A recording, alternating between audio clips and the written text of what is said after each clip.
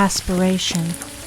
With the clear perception of one's own ignorance comes the desire for enlightenment, and thus in the heart is born aspiration, the rapture of the saints.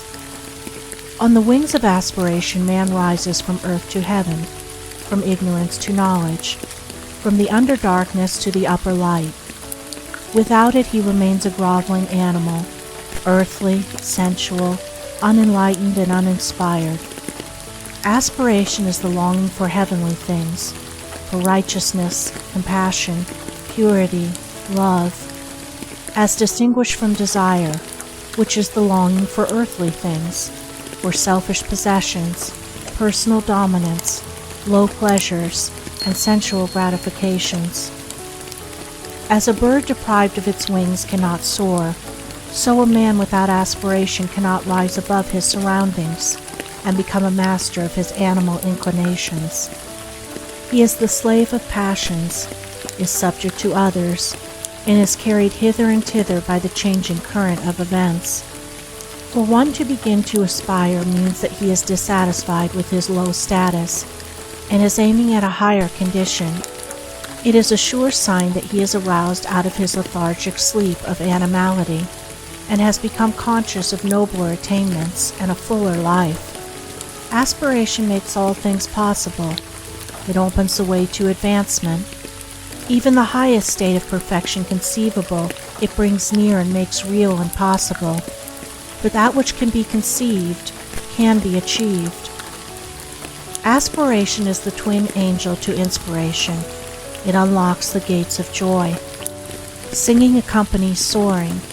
Music, poetry, prophecy, and all high and holy instruments are at last placed in the hands of those whose aspirations flag not, whose spirit does not fail. So long as animal conditions taste sweet to a man, he cannot aspire, he is already satisfied. But when their sweetness turns to bitterness, then in his sorrow he thinks of nobler things. When he is deprived of earthly joy, he aspires to the joy which is heavenly. It is when impurity turns to suffering that purity is sought. Truly aspiration rises, phoenix-like, from the dead ashes of repentance, but on its powerful pinions man can reach the heaven of heavens. The man of aspiration has entered the way which ends in peace, and surely he will reach that end if he neither stays nor turns back. If he constantly renews his mind with glimpses of the heavenly vision, he will reach the heavenly state. Man attains to the measure that he aspires. His longing is to be the gauge of what he can be. To fix the mind is to foreordain the achievement. As a man can experience and know all low things, so he can experience and know all high things. As he has become human, so he can become divine. The turning of the mind in high and divine directions is the sole and needful task. What is impurity but the impure thoughts of the thinker? What is purity but the pure thoughts of the thinker? One man does not do the thinking of another. Each man is pure or impure of himself alone. If a man thinks, it is through others or circumstances or heredity that I am impure, how can he hope to overcome his errors? Such a thought will check all holy aspirations and will bind him to the slavery of passion. When a man fully perceives that his errors and impurities are his own, that they are generated and fostered by himself, that he alone is responsible for them, then he will aspire to overcome them. The way of attainment will be opened up to him, and he will see from where and to what destination he is traveling. The man of passion sees no straight path before him, and behind him all is fog and gloom. He seizes the pleasure of the moment, and does not strive for understanding or think of wisdom. His way is confused, turbulent, and troubled, and his heart is far from peace. The man of aspiration sees before him the pathway up the heavenly heights, and behind him are the circuitous routes of passion up which he has hitherto blindly groped.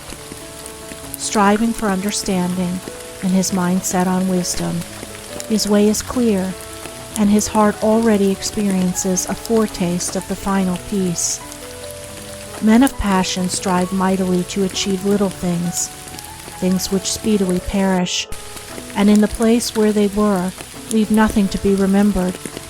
Men of aspiration strive with equal might to achieve great things, things of virtue, of knowledge, of wisdom, which do not perish, but stand as monuments of inspiration for the uplifting of humankind. As the merchant perceives worldly success by persistent exertion, so the saint achieves spiritual success by aspiration and endeavor. One becomes a merchant, the other a saint, by the particular direction in which his mental energy is guided. When the rapture of aspiration touches the mind, it at once refines it, and the dross of its impurities begin to fall away. While aspiration holds the mind, no impurity can enter it, for the impure and the pure cannot at the same moment occupy the thought. But the effort of aspiration is at first spasmodic and short-lived. The mind falls back into its habitual error, and must be constantly renewed.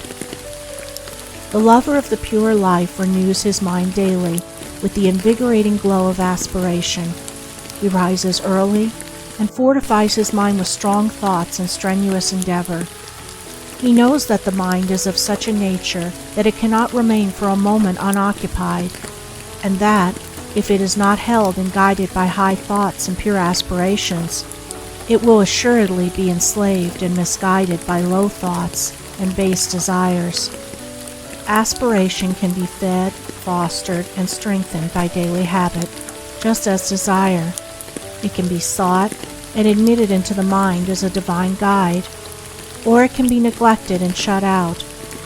To retire for a short time each day to some quiet spot, preferably in the open air, and there call up the energies of the mind in surging waves of holy rapture, is to prepare the mind for great spiritual victories and destinies of divine import.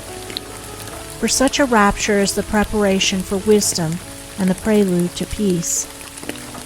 Before the mind can contemplate pure things, it must be lifted up to them.